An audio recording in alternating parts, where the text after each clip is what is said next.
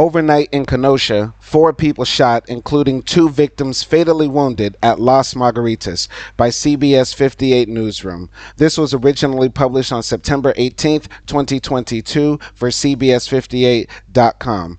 Now, of course, this was September 18th, which was a Sunday, so there were 2 American traditions that happened today. I'm pretty sure somebody and their grandmother and their parents or family went to church that Sunday, and also, in that same Sunday, there were multiple mass shootings. Every Sunday since I've been covering mass shootings, the number one day for mass shootings is not Friday, not Saturday, it's Sunday for some reason. And for this to continue to happen in a Christian country, in a nation where people purport to love Jesus so much and they want to live by biblical laws and all this sort of stuff, why isn't there an outrage from the Christian community about the level of gun violence that happens in America? They say they are pro-life and they want to protect life. Meanwhile, multiple Americans die every single day from gun violence. And also on Sunday, we have multiple mass shootings. Where's this pro-life community then? Where's the All Lives Matter community then? We need somebody or some movement to come and advocate for the lives of all Americans, to protect them from gun violence, because this is really affecting everybody. It's not just in blue states like California. It's not just in blue cities like Chicago. The majority of mass shootings that I've covered and that I've seen happen in red states, red country, red counties, red cities, which Kenosha, Wisconsin is definitely a red city or a red state. Wisconsin is very red now. And Kenosha is also very famous for a protester who is now found not guilty for shooting other unarmed protesters who were fighting him, a young kid who traveled across state lines to shoot Black Lives Matter protesters, and that was a tragedy that could have been prevented. I believe 1 person died and 1 person was permanently injured by that protester who traveled across state lines and who was underage and should not have been carrying a weapon, from shooting at other people. This is just more insanity happening in Kenosha, Wisconsin. Let's continue reading.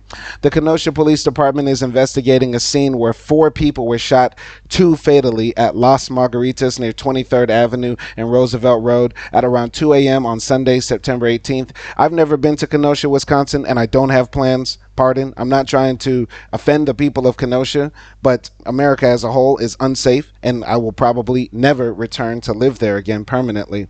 But I don't care if Roosevelt Road or Las Margaritas is a dangerous neighborhood or if it's Beverly Hills, because where you live should not determine if you live. And so just because there are dangerous neighborhoods, that doesn't mean it's okay or acceptable or excusable to have gun violence there rampant. That happens. Other countries have bad neighborhoods, but they don't have mass shootings that happen constantly in those neighborhoods and rampant gun homicides.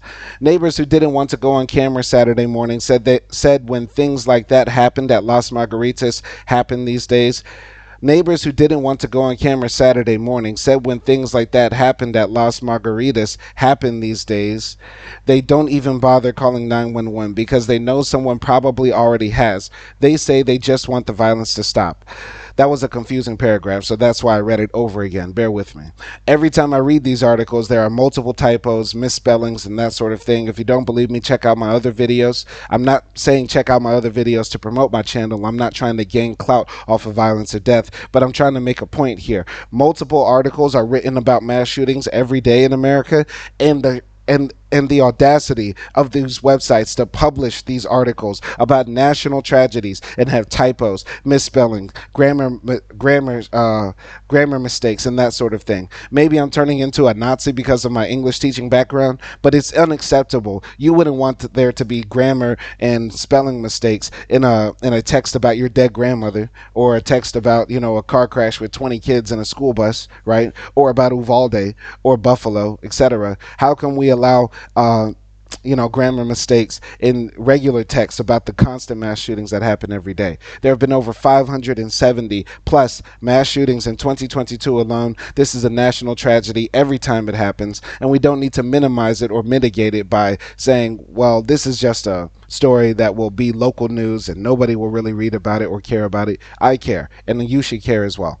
I decided I wasn't going to go out because of everything that's going on in the city, said Kenosha Native Mike. Mike lives within an earshot of it all. He says he's glad he spent the night in. I heard police sirens and what I thought were gunshots. I thought I might have been tripping, but kept hearing sirens, said Mike. That's when he came outside to the scene outside Las Margaritas, glass from the front door now boarded up on the sidewalk. I found out that a friend of mine was one of the people who got hurt or killed, I should say, said Mike. Kenosha police are asking for anyone who knows anything to call them. Mike said people are probably too afraid of retaliation to talk to police if they know anything. I feel like maybe you used to be able to do that and be okay, said Mike, implying that time has passed. Some people will say, you know, that people should talk to the police or when they see crimes or witness crimes and that sort of thing. And I won't give my opinion on that specifically, but I will say this: it's understandable why some citizens are in fear of the police, because police have been known to use retaliatory force or excessive force against people that are threatening to them or non-threatening as well. And for police, it's very hard to differentiate the two, right?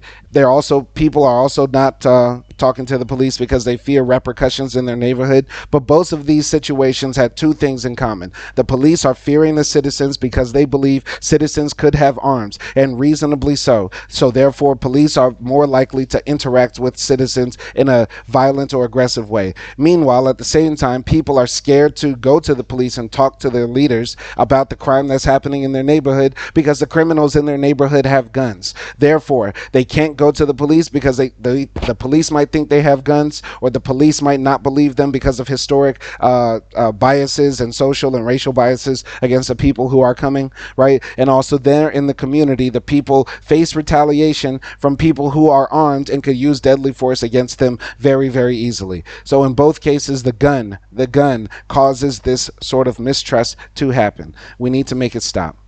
I'll continue reading. He said now he just wants to try and show solidarity to the friend he lost. He hopes there's a way to help change things in the future. Just showing that I care and I love my city. We as young people need to come together and try and make a change, said Mike. Kenosha police are still investigating what happened here last night.